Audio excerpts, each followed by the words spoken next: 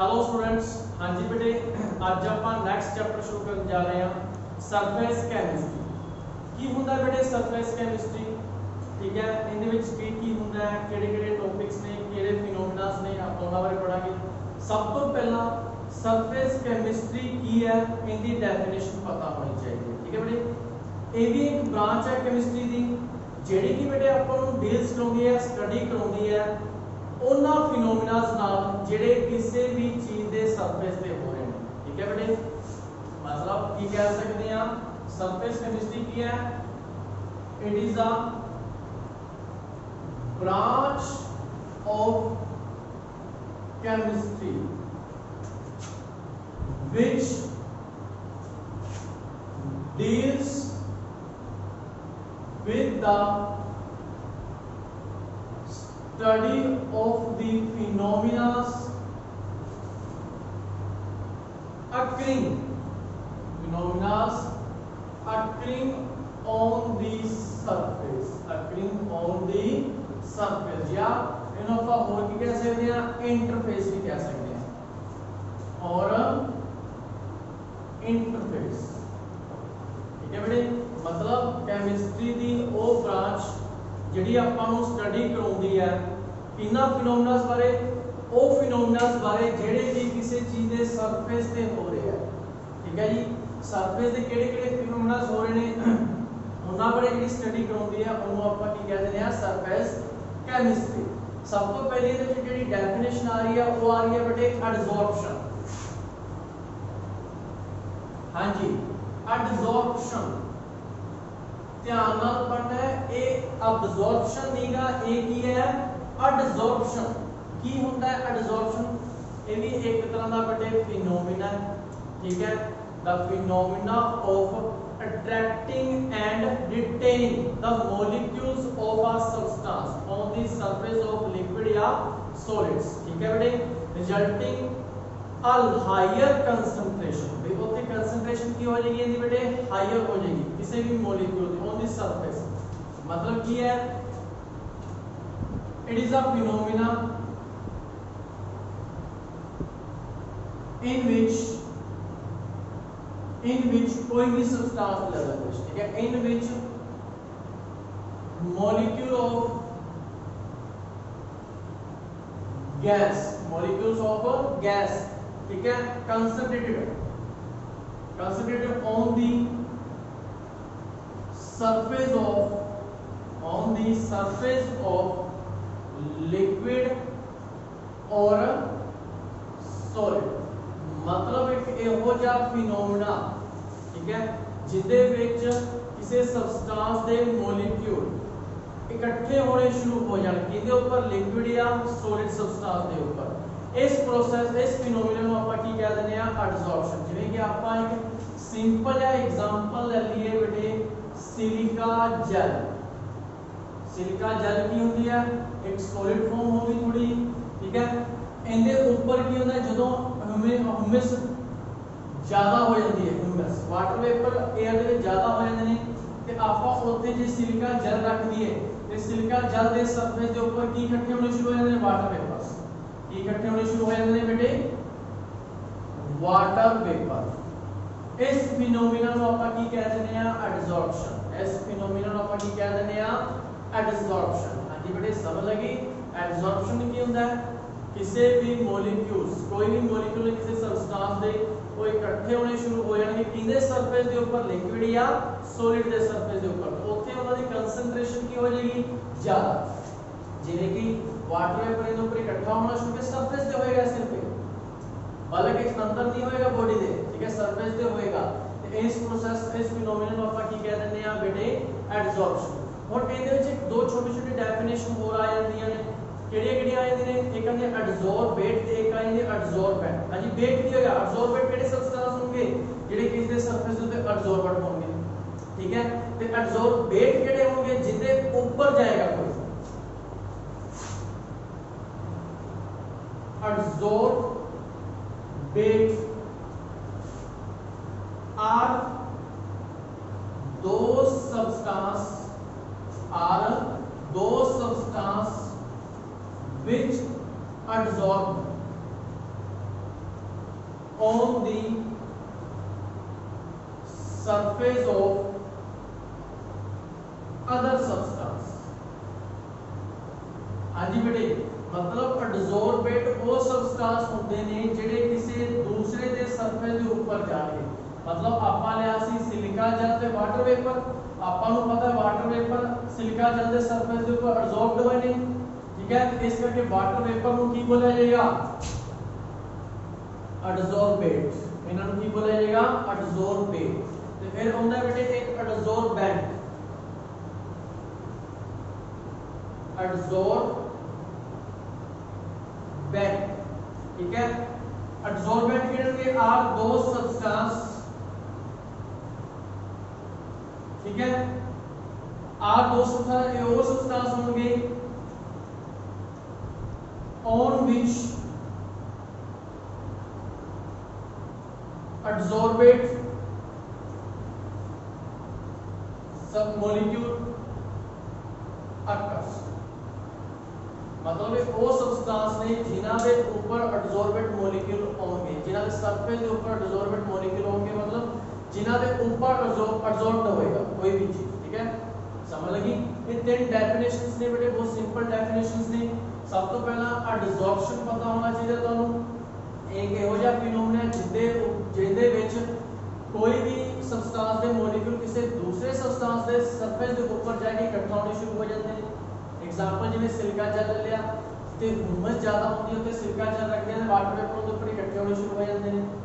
इनके दो डेफिनेशंस और आ गया, एडसोर्बेट ते एडसोर्बेंट। एडसोर्बेट की होंदे ने वो सब्सटेंस ਜਿਹੜੇ ਕਿਸੇ ਦੇ ਸਰਫੇਸ ਦੇ ਉੱਪਰ ਜਾ ਕੇ ਇਕੱਠੇ ਹੋਣਗੇ, ਉਹਨਾਂ ਨੂੰ एडसोर्बेट बोला जाता है। एडसोर्बेंट ਕੀ ਹੋਏਗਾ?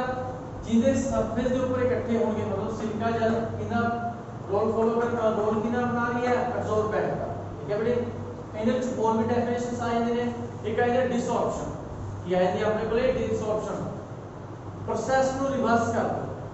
एडसॉर्प्शन इकट्ठा होना सरफेस के ऊपर, डिसऑर्प्शन के लिए एडसॉर्बेट को रिमूव करते हैं, ठीक है। The adsorbate removed, adsorbed substance removed from the surface, on desorption कहते हैं डिसऑर्प्शन, ठीक है। ये आएगा द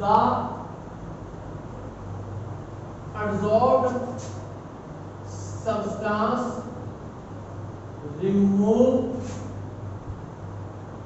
from the surface, ठीक है। जो adsorbed substance को remove कर देना, मतलब वाटर वेपर इत्थे इकट्ठा होए सी, इन्हां नूं रिमूव कर देंगे ते इस प्रोसेस नूं की कह देने आपां? डिसऑर्प्शन। इस प्रोसेस नूं आपां की कह देने बेटे? डिसऑर्प्शन। ते एक और डेफिनेशन आ जाती है बेटे अक्यूलेशन। अक्यूलेशन ਦੇ ਵਿੱਚ ਵੀ ਐਡਸॉर्प्शन ਹੀ ਹੁੰਦੀ ਹੈ, ਪਰ ਉਹ ਗੈसेस ਦੀ ਐਡਸॉर्प्शन ਹੁੰਦੀ ਹੈ ਇਹਨਾਂ ਦੇ ਉੱਪਰ, ਮੈਟਲਸ ਦੇ ਉੱਪਰ, ਠੀਕ ਹੈ। अक्यूलेशन the adsorption of gases on the surface of metal, on the surface of metals। हाँ जी बेटे, छोटे छोटे डेफिनेशंस ने, कोई मुश्किल नहीं है। एडसॉर्प्शन की होता है, एडसॉर्बेट केड़े सबस्टेंस होंदे ने, एडसॉर्बेंट केड़े सबस्टेंस होंदे ने, डिसऑर्प्शन की होता है रिवर्स ऑफ प्रोसेस, मतलब एडसॉर्प्शन दा रिवर्स होना। अक्यूलेशन की होता है, इनदे विच गैसेस एडसॉर्ब होंदियां ने, इनदे ऊपर एडसॉर्प्शन होएगी गैसेस दी, इनदे ऊपर सरफेस ऑफ मेटल्स दे ऊपर, ठीक है बेटे। फिर इथे एक डिफरेंस पूछा जा सकता है, क्वेश्चन आ जाता बेटे अपने कोले, difference between adsorption and absorption। adsorption ते absorption ਦੇ ਵਿੱਚ डिफरेंस सिंपल ही है बेटे। ਆਪਾਂ ਹੁਣੇ ਪੜ੍ਹ ਹੀ ਚੁੱਕੇ ਹਾਂ, ਜਿਹੜਾ adsorption ਹੁੰਦਾ ਹੈ ਇਹ ਕੀ ਹੁੰਦਾ ਹੈ? It is a surface phenomena. ਇਹ ਕਿਹੜਾ फिनोमिना ਹੁੰਦਾ है? सरफेस फिनोमिना ਹੁੰਦਾ है, ठीक है बेटे। की होता है? इनदे एक सबस्टेंस दे सरफेस ਦੇ ਉੱਪਰ दूसरा सबस्टेंस आ के एडसॉर्ब्ड होता है, बट जेड़ा अब्जॉर्प्शन होता है एक बल्क फिनोमिना होता है। अब्जॉर्प्शन ठीक है, it is a bulk phenomena. In the which की होएगा? मतलब एक सबस्टेंस के अंदर दूसरा सबस्टेंस जाएगा, होने शुरू हो जाते हैं बेटे, भी सरफेस ते ही रहने ऊपर, ठीक है। अब्जॉर्प्शन ਦਾ ਕੀ ਕਹਿ ਸਕਦੇ ਆਪਾਂ, ਜਿਵੇਂ ਆਪਾਂ ਸਪੰਜ ਲੈ ਲਈ ਬੇਟੇ, ਸਪੰਜ ਨੂੰ ਪਾਣੀ ਦੇ ਵਿੱਚ ਪਾਵਾਂਗੇ, ਜਿਹੜਾ ਪਾਣੀ ਹੋਏਗਾ ਵਾਟਰ ਹੋਏਗਾ ਉਹ ਸਰਫੇਸ ਤੇ ਨਹੀਂ ਰਹੇਗਾ, ਉਹ ਅੰਦਰ ਤੱਕ ਚਲਾ ਜਾਏਗਾ ਸਪੰਜ ਦੇ, ਠੀਕ ਹੈ। ਇਸ ਤਰ੍ਹਾਂ ਦੇ ਫਿਨੋਮੀਨਾ ਨੂੰ ਆਪਾਂ ਅਬਜ਼ੌਰਪਸ਼ਨ ਕਹਿੰਦੇ ਆ। ਜਿਹੜਾ ਸਰਫੇਸ ਫਿਨੋਮੀਨਾ ਹੁੰਦਾ ਉਹਨੂੰ ਕੀ ਬੋਲਿਆ ਜਾਂਦਾ ਹੈ, ਐਡਜ਼ੌਰਪਸ਼ਨ। ਫਿਰ ਬੇਟੇ ਇਹਦੇ ਵਿੱਚ ਆ ਜਾਂਦੇ ਫੈਕਟਰਸ ਅਫੈਕਟਿੰਗ ਐਡਜ਼ੌਰਪਸ਼ਨ, ਠੀਕ ਹੈ। ਕੁਝ ਫੈਕਟਰਸ ਨੇ ਜਿਹੜੇ ਅਫੈਕਟ ਕਰਦੇ ਨੇ ਐਡਜ਼ੌਰਪਸ਼ਨ ਨੂੰ। सिंपल चीजें ने बेटे एकदम, फैक्टर्स अफेक्टिंग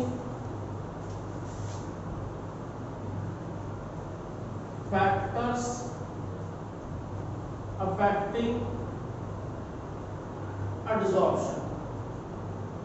हाँ जी बेटे, adsorption of gases bye solid, ठीक है।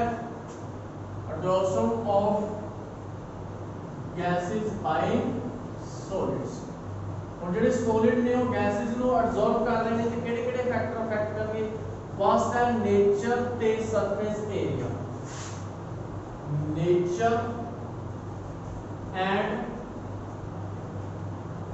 ਸਰਫੇਸ ਏਰੀਆ ਆਫ, ठीक है, सरफेस एरिया ऑफ एडसॉर्बेंट। सिंपल ही गल है बेटे, नेचर केड़ी गैस केड़े सॉलिड ते एडसॉर्ब हो रही है, उन्हां दोनों का नेचर, ये दोनों का नेचर लाइक है कि डिसलाइक है। आप पढ़ते हैं ना लाइक डिसॉल्व लाइक, मतलब ये दोनों का नेचर भी जेड़ी एडसॉर्बेट है, एडसॉर्बेट ਤੇ ਜਿਹੜਾ ਐਡਜ਼ੌਰਬੈਂਟ ਹੈ ਜਿਹਨੇ ਸਰਫੇਸ ਦੇ ਉੱਪਰ ਇਹਨੇ ਜਾਣਾ ਹੈ, ਦੋਨਾਂ ਦਾ ਨੇਚਰ ਜੇ ਇੱਕ ਦੂਜੇ ਨਾਲ ਲਾਈਕ ਹੈ, ਦੋਨਾਂ ਦਾ ਨੇਚਰ ਕੀ ਹੈ, ਇੱਕ ਦੂਜੇ ਨਾਲ ਲਾਈਕ ਹੈ, ਠੀਕ ਹੈ। ਤੇ ਇਹ ਕੀ ਹੋਏਗਾ, ਐਡਜ਼ੌਰਪਸ਼ਨ ਉੱਥੇ ਜ਼ਿਆਦਾ ਹੋਏਗੀ। ਸਰਫੇਸ ਏਰੀਆ ਇਹ ਤਾਂ ਸਿੰਪਲ ਹੀ ਗੱਲ ਹੈ, ਜਿੰਨਾ ਜ਼ਿਆਦਾ ਸਰਫੇਸ ਏਰੀਆ ਉਨਾ ਜ਼ਿਆਦਾ ਐਡਜ਼ੌਰਬ ਹੋਏਗਾ ਉੱਥੇ ਐਡਜ਼ੌਰਬੈਂਟ, ਠੀਕ ਹੈ ਬੇਟੇ। ਫਿਰ ਆਪਾਂ ਇਹਦੇ ਵਿੱਚ ਪੜ ਸਕਦੇ ਹਾਂ ਟੈਂਪਰੇਚਰ। टेम्परेचर हमेशा ही एडसॉर्प्शन को डिक्रीज करेगा। टेम्परेचर इंक्रीज होएगा देन एडसॉर्प्शन की होएगी बेटे डिक्रीज होएगी। हमेशा ही टेम्परेचर इंक्रीज होने से एडसॉर्प्शन की होएगी डिक्रीज होएगी। फिर आंदा अपने वाले प्रेशर, प्रेशर की करता है एडसॉर्प्शन को इंक्रीज करता है। प्रेशर प्रेशर इंक्रीज होएगा then adsorption also increase, adsorption भी इंक्रीज होएगी, ठीक है बेटे, समझ लगी। ये कुछ फैक्टर्स ने अपने कोले भी जेड़े अफेक्ट करते हैं, जिवें कि नेचर हो गया, नेचर गैस का नेचर ले लो, सॉलिड का नेचर ले लो, ठीक है, सरफेस एरिया हो गया, टेम्परेचर हो गया, प्रेशर हो गया। ये कुछ छोटे-छोटे फैक्टर्स ने ਜਿਹੜੇ ਅਫੈਕਟ ਕਰਦੇ ਨੇ। ਆਪਾਂ ਨੂੰ ਪਤਾ ਨੇਚਰ ਜੇ ਦੋਨਾਂ ਦਾ ਲਾਈਕ ਨੇਚਰ ਹੈ, ਐਡਸੌਰਬੇਟ ਤੇ ਐਡਸੌਰਬੈਂਟ ਦਾ ਉੱਥੇ ਜ਼ਿਆਦਾ ਹੋਏਗੀ ਐਬਜ਼ੌਰਪਸ਼ਨ। ਸਰਫੇਸ ਏਰੀਆ ਜ਼ਿਆਦਾ ਹੈ ਫਿਰ ਵੀ ਉੱਥੇ ਐਡਸੌਰਪਸ਼ਨ ਜ਼ਿਆਦਾ ਹੋਏਗੀ। ਟੈਂਪਰੇਚਰ ਇਨਕਰੀਜ਼ ਹੋਏਗਾ ਤੇ ਐਡਸੌਰਪਸ਼ਨ ਹਮੇਸ਼ਾ ਡਿਕਰੀਜ਼ ਹੋਏਗੀ। ਪ੍ਰੈਸ਼ਰ ਇਨਕਰੀਜ਼ ਹੋਏਗਾ ਤੇ ਐਡਸੌਰਪਸ਼ਨ ਹਮੇਸ਼ਾ ਕੀ ਹੋਏਗੀ, ਇਨਕਰੀਜ਼ ਹੋਏਗੀ, ਠੀਕ ਹੈ ਬੇਟੇ। ਇਹ ਕੁਝ ਆਪਣੇ ਕੋਲ ਫੈਕਟਰਸ ਨੇ। ਨੈਕਸਟ ਬੇਟੇ ਇਹਦੇ ਵਿੱਚ ਆ ਜਾਏਗਾ ਆਪਣੇ ਕੋਲ ਟਾਈਪਸ, ਠੀਕ ਹੈ, ਟਾਈਪਸ ਆਫ ਐਡਸੌਰਪਸ਼ਨ, ਠੀਕ ਹੈ। ਉਹ ਆਪਾਂ ਨੈਕਸਟ ਪੜ੍ਹ ਲਾਂਗੇ ਬੇਟੇ। नेक्स्ट वीडियो आज जितने होता है अपने को ये छोटे छोटे डेफिनेशंस ने तुसी जरूर पढ़नी है। एब्जॉर्प्शन की होता है, एब्जॉर्बेट की होता है, एब्जॉर्बेंट की होता है, डिसॉर्प्शन की होता है, एक्युमुलेशन की होता है। छोटे छोटे डेफिनेशन पूछे जा सकते हैं या डिफरेंस पूछे जा सकता है एब्जॉर्प्शन ते अब्जॉर्प्शन दे विच। दोनों से एक ही डी ते बी दा ही फर्क है, ये सरफेस फिनोमेना और बल्क फिनोमेना।